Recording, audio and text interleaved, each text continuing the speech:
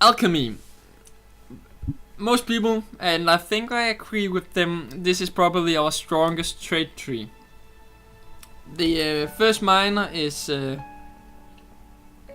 Hidden Flask, drink an elixir B at 75% health. That's brutal. Like really brutal. For a minor trait. That's one of our best utility skills we just get for free. Also, yeah, you gain 1% longer boon duration for each point and 10 more vitality for each point you put in it. So yeah, it functions quite well with the longer boon duration when you use elixirs because they give a lot of boon. The adept major traits. We got invigorating speed. When you gain swiftness, you also gain 5 seconds of vigor, and the cooldown is 5 seconds on it. That one is really good, but it only get better because I'm going to show that one now because that explains why this one is so good. In tools we got speedy kits. You gain swiftness for 5 seconds when you equip a kit. This effect curse cannot trigger more than once every 5 seconds. So every time we equip the kit we gain swiftness, and with that trait we also gain vigor. That's a crazy combo. So that's permanent uptime of vigor and swiftness we can have, and that's why I love using kits, because then I can do this all the time and have insane good mobility. So yeah, okay, back on topic. Fast acting elixirs. Elixir skills recharge 20% faster. That's good as well, because you want to drink them as much as you can. Exit coding, 20% chance to curse poison for 5 seconds when struck with a melee attack. This effect cannot trigger more than once every 10 seconds. Bad. I don't like it. It's compared to some of the other traits we have, it's really bad in this tree. Self-regulating defense, drink an elixir S at 25% health. This effect cannot trigger more than once every 90 seconds. That one is good as well. It's like, oh fuck, I got just burst down by a thief. Then you will have your automatic defense system kick in, and you'll use the elixir S and save your ass most of the time. It combos really well with the automatic medical response, because then you can also use the now off cooldown healing ability. Yes, blood injection, 5% of vitality is converted into condition damage.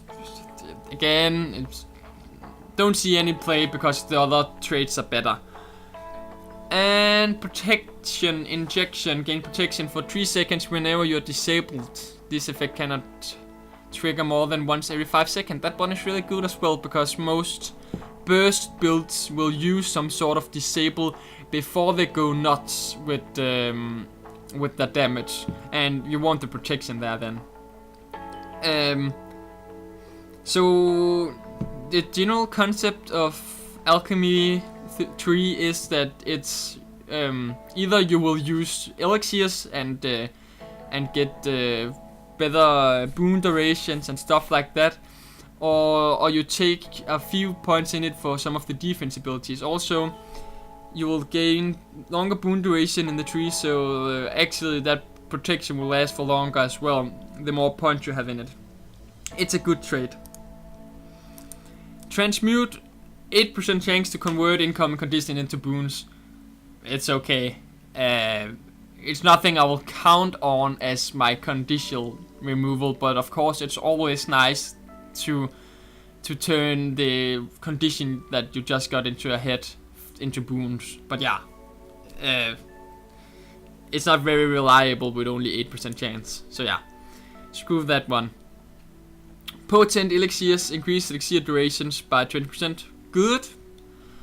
Deadly mixture, deals 15% damage with a flamethrower or elixir gun. Again, that was the point with flamethrower traits being in the support trait lines. But yeah, it's still a good trait. Backpack regenerator, gain regeneration with using a kit. Again, one of the, I'd go into Alchemy 3 for better protective abilities. it's a good trade as well. And it scales with healing power. I think in my full healing power world versus world build, it's healing me for about 315 every second. And that's quite decent. Cleansing formula 409. Throwing or consuming elixirs remove condition from those affected. That's a great trait as well. Good condition removal right there. So yeah, again, that's one of those that power up our elixirs. Grandmaster minor trait, energy conversion matrix. Deal 1% extra damage for each boon on you. That can be quite powerful in elixir build, because all those boons you got and for the long durations you can gain, as you can see, that's a lot of damage bonus you get there just from having those boons. So that's a really good Grandmaster minor trait. Then we got, I don't know how to pronounce it, HGGH or something. But what it does is all elixirs gives you 20 seconds of might. That's crazy, crazy, crazy, crazy. So all the elixirs I got right now, that's 2 stacks of might when you drink them, and when you throw them, that's 1 second of might. And that's a lot of might you can get going. And your friends will gain the might as well. Yeah, what to say besides it's really awesome. It's a good trait. Yeah, that's what I said in the utility video.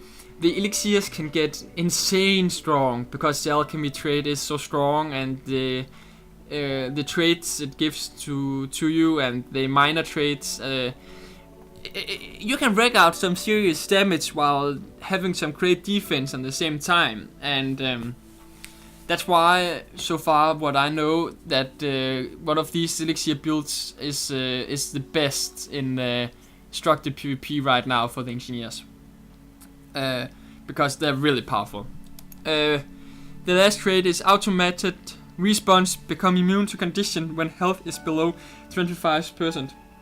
Again, that's what I said about, you can either take Alchemy 3 for elixirs or for more protection without elixirs. And it's a great trait as well, to become immune to condition.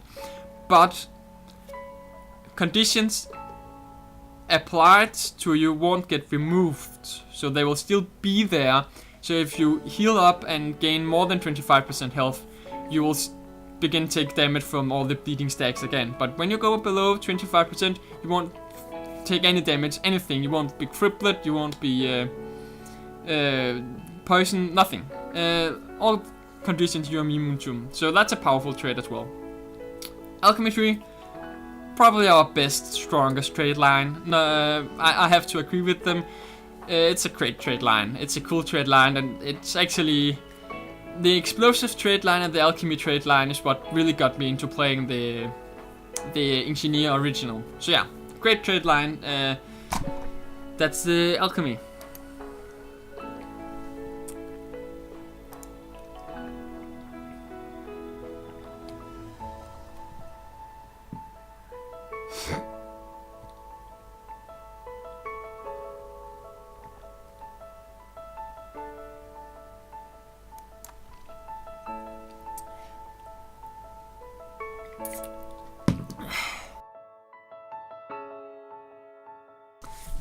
Tools is the remaining trait line, and putting 1 point into it will increase your critical damage by 1%, and it will also reduce the recharge time for our tool belt abilities by 1%.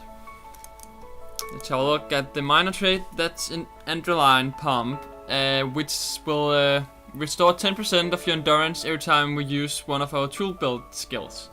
So that can be okay useful in some builds depending on which utility we take, because using like something like Elixir R with 2 minutes cooldown that won't be very useful. But taking something like the rifle turret, that's with only 10 seconds cooldown, you will often get some endurance back. So it depends on your build a lot how useful it really is.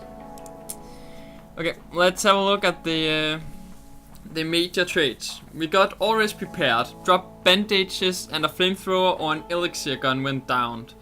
Down damage is increased by 25%. I've never used this trait. It can be used when you level, if you have trouble and go down. Sometimes it can save your butt. And it can be used for fun, because your friends can pick up the flamethrower and the elixir gun. But besides that, it's not really useful. But all classes got something that helps them or makes them stronger while they're down. Static discharge, that's a cool one. You will discharge a bolt of lightning whenever you use a tool build skill. It can actually hit for quite a lot if you build with the right stats for static discharge.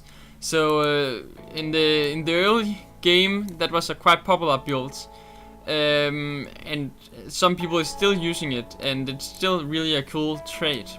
It looks like this. It's the lightning that will bounce 3 times actually, and yeah, it can nuke for a lot. It can surprise people, and it's really good with like surprise shot, because that's 10-second cooldown only. Also, it even when you use your bandits, you'll shoot lightning. It got some trouble. You can't really use it with the Toss Elixir toolkit, tool belt abilities, because it bugs with hitting, sadly. So yeah, but it's still a good trait, and it's one of the traits we see people use and play with. Speedy gadgets recharge 20% faster. No one use it because no one use gadgets really. Kit refinement, that's a really good one. When we equip a kit, we will create an attack or spell. Just some information. First off, some of the kits got well, first off, it got an internal cooldown on 10 seconds from each swap, so you have to wait 10 seconds with swapping if you want the kit refinement ability to trigger. That was added in the last patch, and it kinda sucks. But for some reason, it ain't working on a few of the... I think only the flamethrower and the elixir gun actually have the 10-second cooldown working for them right now. The rest don't trigger that internal cooldown. In addition, elixir gun have 20-second cooldown before it will apply its kit refinement ability again, and the toolkit got 10 seconds before it will use it own again, and flamethrower got 10 seconds, and grenade barrage got 20 seconds, and medkit and bomb kit can do it all the time. Anyway, they look like this. Elixir gun is super elixir, which is super powerful. It lasts for 10 seconds, removes... it's just like the super elixir ability. And that's quite good. And that's why many people using the elixir gun pick up kit refinement, because then you can keep up super elixir all the time. By swapping in, get 10 seconds, then use the skill one, and then when that one is over, you can swap, and that's it's awesome. Medkit is just an explosion that deal a bit of damage, not that that makes any sense. Bomb kit is you place a bomb, like the standard auto attack, which also kinda sucks and is weak. Toolkit is probably the most balanced of them all. It will, when you swap to it, drop box of nail, which is quite nice when you are kiting people because it's instant. Flamethrower is an AoE flame blast that cleanse one condition from you and give burning to your enemies. And grenade kit is actually a grenade barrage with 2 grenades less, and they will scatter a lot. It will throw out 6 grenades actually, but it won't get the additional grenades from grenadier trait. But yeah, that's kit refinement, which is a really good kit, but sorry, a really good trait. Even after the nerf, I still think it's good, and I still use it in some builds. Yeah, Deployed turret. Our turrets now have... I can place them where I want. I can deploy them like this. Also, it got 1000 in range. So that's kinda cool. And you can use it to place them some areas where the enemies can't get to. So you can like let me try to show you it. If you just play structured PvP, you would be able to place them where a melee character couldn't hit them. Like up here, you could throw your rifle turret and it will stand up there on the high ground and shoot at enemies. So it's quite cool. I haven't seen so much play, mostly because it's been bugged since the game was released. But yeah, that's deployed turrets. The last one is speedy kits. I already explained that when you swap to a kit, you gain swiftness, and it's a good trait to pick up while you level, because then you can have swiftness all the time. That's nice. Initial converter. When you drop to 25% life, the tool build skills recharged. That can be awesome for some of the abilities, and some of them, like surprise shot with only 10 seconds, it ain't much of a deal. But the best thing is bandage self, our healing ability, will also reset when you drop to 25% life, because it's a tool build ability. So that's a free healing right there. Also, the more points you have in tools, the shorter cooldown you have on your bandage self, because it's affected by the increased tool bed recharge rate. Okay, master major traits. We got the package stimulants, because we want to throw stuff. So we now can throw our medpacks and antidote and stuff like that. But nobody really used that, because it's meh. It's fun, but it's a major trait where you can get better. Also, most of the time you will only use the medpacks for yourself. So yeah. Nice idea, bad executed, if you can say that. Power wrench, that will make your throw wrench and smack skill heal twice as fast and cripple foes for 5 seconds. Also, toolkit skills recharge 20% faster. I forgot to say that, but you can heal your turrets with the toolkit by hitting on them. It's a strong trait, I think, because more prey bars, more pluck, the reduced recharge is nice, and the extra cripple is awesome on it. So yeah, it's a good trait, and I use it often. Scope, that one is bugged, and you gain, but what it does is you should gain 10% critical hit chance while standing still. The only place I ever could see it's be used when it gets fixed is dungeons, where you actually can't stand still, and maybe a few times in PvP where the enemy can't get to you and you stand with your grenade kit and try to nuke people. But it's not really that good, because you shouldn't be standing still in this game. You'll die. And leg mods, they let you move 10% faster while using an unarmed kit, and we already got permanent swiftness, so it's useless because they don't stack. Enduring damage, increased damage by 10% when endurance is full again. This bullcrap with having full endurance, it's just not good. Standing still and just throwing out damage ain't that good in a game with this kind of combat where you have to dodge. Again, it can be used in dungeons, but I'm mostly talking from a PvP perspective, and there you will rarely have full endurance. We got the armor mods that will grant you 5 seconds of retaliation when critical hit, 25-second recharge. It's decent. I know the famous tank cat build can use it from time to time, but I have never used it. I don't think